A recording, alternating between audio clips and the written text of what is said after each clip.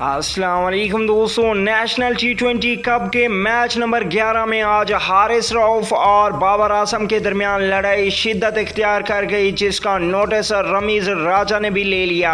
इस वीडियो की आपको तफसील बताते हैं, लेकिन मज़ीद ऐसी वीडियोस देखने के लिए चैनल को सब्सक्राइब और साथ बेल आइकन बजा दीजिए। तो दोस्तों, आपको बताते चलें कि आज नेशनल T20 कप का 11वां मैच ज़बरदस्त रहा, जिसमें पहले खेलते हुए सेंट्रल पंजाब ने जबरदस्त तरीके से बल्लेबाजी का मुजाहरा किया। कैप्टन बाबर आजम ने 63 गेंदों का सामना करते हुए 105 रन बनाए, जिसमें 11 चौके और 3 छक्के लगाए। वहीं पे उसके बाद हैदर अली ने जबरदस्त बैटिंग का मुजाहरा किया। 53 गेंदों पर 91 रन की इनिंग्स खेली, जिसमें 6 छक्के और 6 चौके लगाने में कामयाब हुए।